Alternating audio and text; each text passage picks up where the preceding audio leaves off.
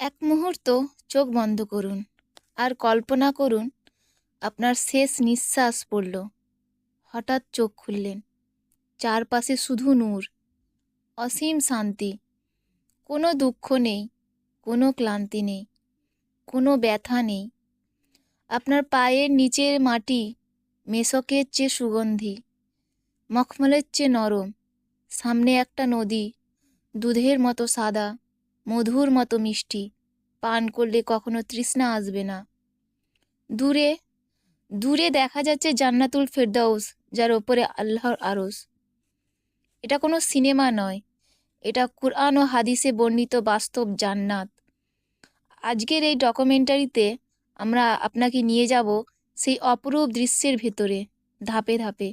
শেষ পর্যন্ত থাকুন, কারণ শেষে একটা চ্যালেঞ্জ আছে যা আপনার জীবন চিরতরে বদলে দিতে পারে।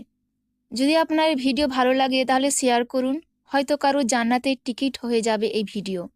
কুরআনে আল্লাহ বলেন, যারা তাকওয়া অবলম্বন করেছে তাদেরকে দলে দলে জান্নাতের দিকে নেওয়া হবে। যখন তারা সেখানে পৌঁছবে, দরজা খুলে দেওয়া হবে।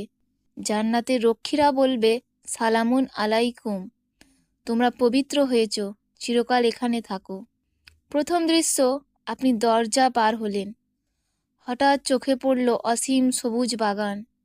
গাছের ছায়া এত ঘন যে 100 বছর হাঁটলেও শেষ হবে না। গাছের ডালে ঝুলছে ফল, যা কখনো শুকায় না, কখনো পচে না। একটা ফল ছিঁড়লেন, স্বাদ দুনিয়া সব ফল মিলিয়ে 1000 গুণ মিষ্টি। কোরআন বলছে, কখনো তারা বলবে, এটা তো আগেও আমাদের দেওয়া হয়েছে, কিন্তু এটা দেওয়া হবে একই রকম কিন্তু আরও উন্নত। জান্নাতের মাটি ঘ্রাণ 40 বছর দূর থেকেও পাওয়া যায়। কুরআনে বর্ণনা, জান্নাতের 4 নদী, পানির নদী যা কখনো ঘোলা হয় না, দুধের নদী যার স্বাদ বদলায় না, মধুর নদী যা কখনো নষ্ট হয় না, শরাবের নদী যা মাতাল করে না, বরং প্রশান্তি দেয়। আপনি একটা প্রাসাদে ঢুকলেন, দেওয়াল সোনা, রূপা, মণি, মুক্তা দিয়ে তৈরি। উচ্চতা এত যে একদিক থেকে অন্যদিকে দেখা যায় না। রাসূল সাল্লাল্লাহু আলাইহি ওয়াসাল্লাম বলেছেন, জান্নাতে প্রথম দল চাঁদের মতো উজ্জ্বল, পরের দল তারার মতো। তাদের হৃদয় এক হবে, কোনো হিংসা নেই, কোনো শত্রুতা নেই। প্রত্যেকে 2 জন হুর, যাদের সৌন্দর্য এমন যে পায়ের মজ্জা হাড়ের ভেতর দিয়ে দেখা যাবে। হুরের একটা ঝলক দুনিয়া ও আকাশের মাঝের সব কিছু আলোকিত হয়ে যাবে। তাদের ঘ্রাণ 500 বছর দূর থেকে আসবে। আর খাবার, প্রথম খাবার মাছের কলিজার অতিরিক্ত অংশ। কোনো কষ্ট নেই, শুধু অনন্ত আনন্দ। জান্নাতের সবচেয়ে উঁচু স্তর জান্নাতুল ফেরদৌস। রাসূল সাল্লাল্লাহু আলাইহি ওয়াসাল্লাম বলেছেন, জান্নাত চাইলে ফেরদৌস চাও। এটা সবচেয়ে উঁচু, আর এর উপরে আল্লাহর আরশ। সেখানে সবচেয়ে বড় নিয়ামত আল্লাহর দর্শন। রাসূল সাল্লাল্লাহু আলাইহি ওয়াসাল্লাম বলেছেন, যখন জান্নাতবাসীরা আল্লাহকে দেখবে তখন তাদের জন্য সব নিয়ামত ফিকে হয়ে যাবে। কল্পনা করুন, আপনি দাঁড়িয়ে আছেন আল্লাহর সামনে, কোনো ভয় নেই, শুধু অপার ভালোবাসা, শান্তি, তৃপ্তি। এই দৃশ্যের জন্যই তো দুনিয়ার সব কষ্ট সহ্য করা যায়, তাই না? জান্নাত যত বড়, তার চেয়ে বড় আল্লাহর সন্তুষ্টি। জান্নাত পাওয়ার টিকিট কি?